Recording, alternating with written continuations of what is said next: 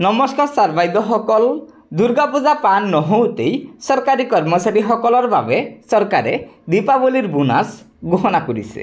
হয়, এয়া চাওক, কেন্দ্ৰীয় চৰকাৰৰ বিত্ত মন্ত্ৰালয়ে 29/9/2025 তাৰিখে প্ৰকাশ কৰা এই নিৰ্দেশনাখনৰ জৰিয়তে জনাইছে যে 2024-25 বৰ্ষৰ বাবে কেন্দ্ৰীয় চৰকাৰে চৰকাৰী কৰ্মচাৰীসকলৰ বাবে নন প্ৰডাক্টিভিটি লিংক বোনাছ অৰ্থাৎ এডহক বোনাছ প্ৰদানত অনুমতি জনাইছে।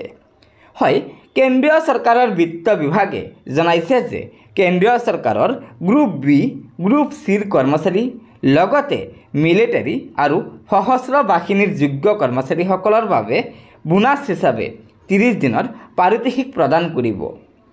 যিসকল চৰকাৰী কৰ্মচাৰী 31/3/2025 তাৰিখলৈকে সেৱা আগবঢ়াইছে তেওঁলোকেও এই 30 দিনৰ এডহক বোনাছ লাভ কৰিব। বৰ্তমান কৰ্মৰত চৰকাৰী কৰ্মচাৰী আৰু 31/3/2025 তাৰিখলৈকে যিসকল কেন্দ্ৰীয় চৰকাৰৰ কৰ্মচাৰীয়ে সেৱাত আছিল তেওঁলোকে তেওঁলোকৰ 30 দিনৰ হিচাপত যি দৰমহা পায় সেই 30 দিনৰ দৰমহা হিচাপত দীপাৱলীৰ এডহক বোনাছ লাভ কৰিব।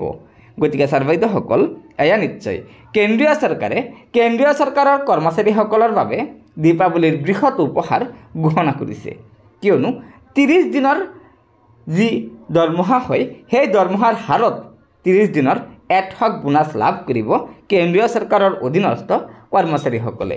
গতিকে লগৰ বন্ধুবৰ্গক ভিডিঅ'টো শ্বেয়াৰ কৰি আজিৰ এই সুখবৰটো জনাই দিব আৰু নতুনকৈ অহা ছাৰ বাইদেউসকলে অনুগ্ৰহ কৰি আমাৰ এই চেনেলটো ছাবস্ক্ৰাইব কৰি ল'ব। ধন্যবাদ। জয় আই অসম।